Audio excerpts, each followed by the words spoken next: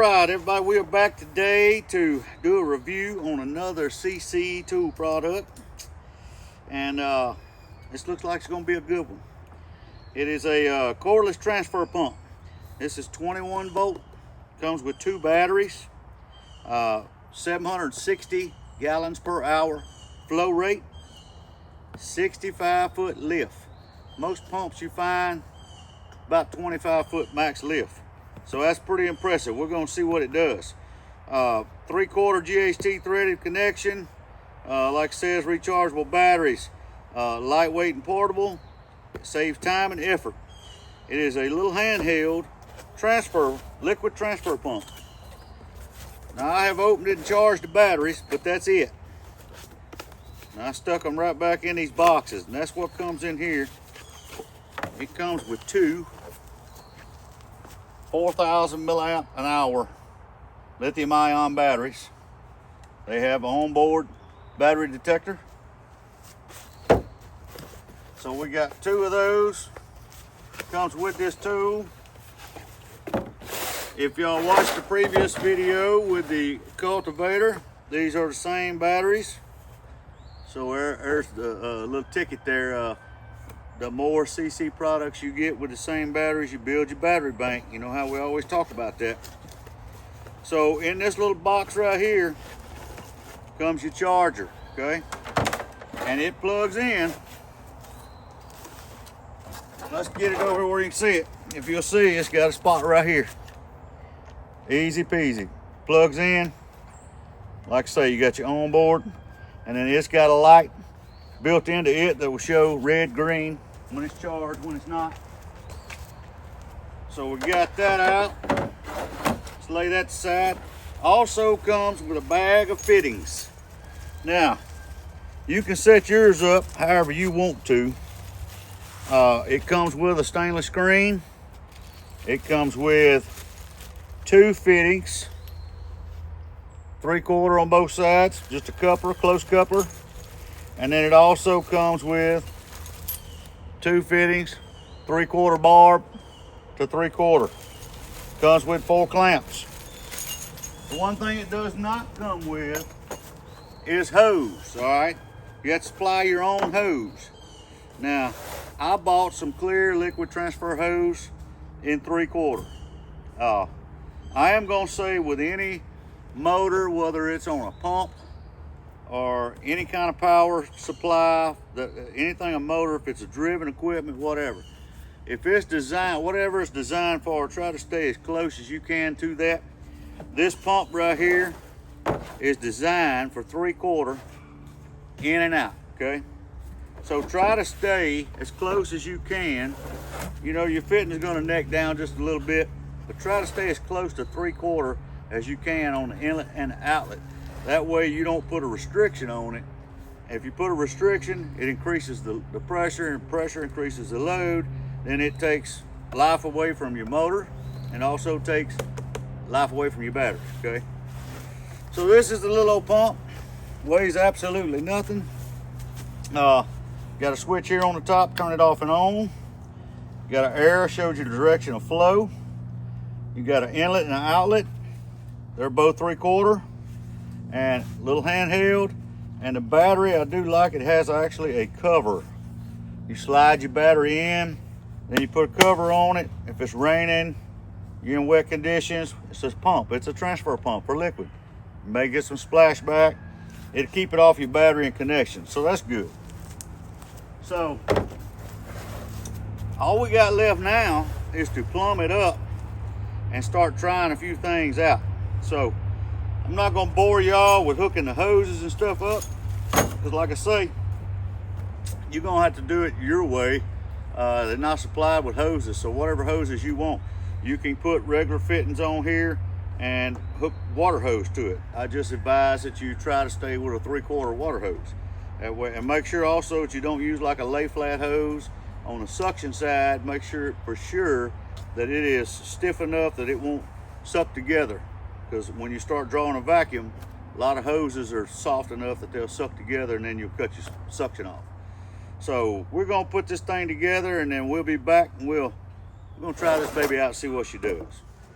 So all right, so we have hooked up some hose, and I will get my camera assistant to come in here closer in a little bit and show y'all, but right now I'll just tell you about it and then you'll see it here in just a minute. But I have a 15-gallon tank in the back here.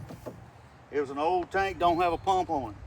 And out here, way off from the property where the water hose is, instead of dragging water hoses, in the summertime and anytime we're gonna fertilize or whatever, I put these 5-gallon buckets with little bitty holes in them right by the base. Well, been manually watering, just throwing the hose out, and it takes forever. You'd think it wouldn't, but it takes forever for 15 gallons. So what I've done is I've just put the fitting that come with the pump in this side, which is the inlet, and I just put a double water hose fitting right there.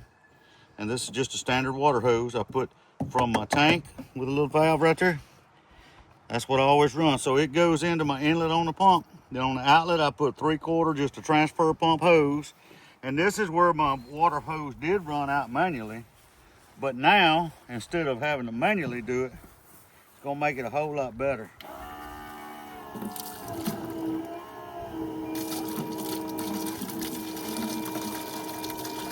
That's a whole lot faster. Little pump's quiet but strong. That's a 3/4 flow. Man, it will put some pressure out. I got a loose fitting right here, that's why it's bubbling, but this will make cleaning and getting these buckets mixed up and filling them a whole lot better. All right. So, ones of y'all that follow the channel, y'all know this is her water barrel where she catches all the stuff off the roof, right? So I did have it sitting on a wooden platform so she could get, but she had a gallon jug she could get on there to mix her fertilizer and use rainwater for her plants, right? So now, that's going away. I'm actually probably gonna put a tote here and use this water transfer pump or liquid transfer pump, pull from here, put it wherever she needs it. Now, I've got this hooked up here with a suction. Y'all remember me earlier telling y'all make sure you get a good hose that won't suck too, right? This is a good pressure hose. I did not buy a good suction hose, I can tell you. So make sure you get one that's got the plastic bands in it that's reinforced for the suction side. If not, you'll see here in a minute, it's probably gonna want to pull together. It did on the other one, I had to hold it. But that tells you what kind of power that pump's got. See right there where it's trying to pull together? So make sure you got a good one. But you look at that, that's strictly open. See, it's stuck together right there. That pump is putting out. Now, we're going to hook it to a 50-foot water hose, and if I can keep it from sucking together over here, we're gonna see how she comes out.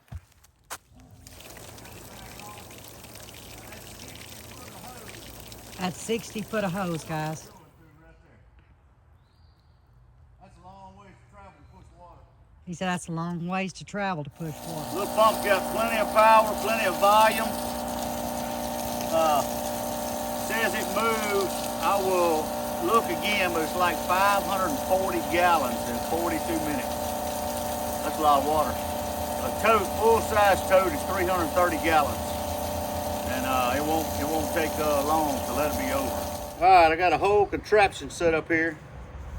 I've got 50-foot water hose hooked to this, so that's 60 foot again. I got this bucket with the water hose running in it.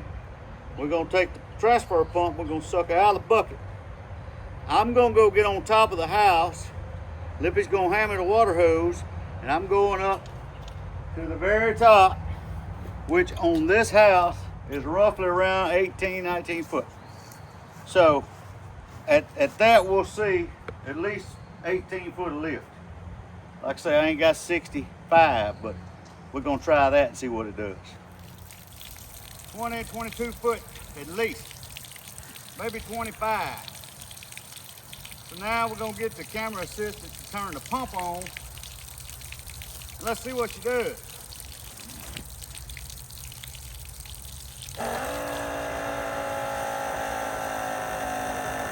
Just like that, guys.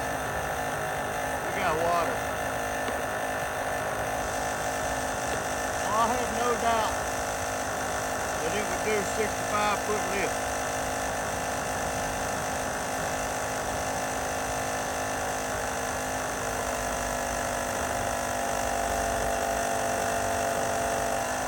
A lot of volume for a little pump. So from up on the roof, you probably couldn't hear me, right? Because as y'all see, I did not have my microphone that I'm good subject to lose on.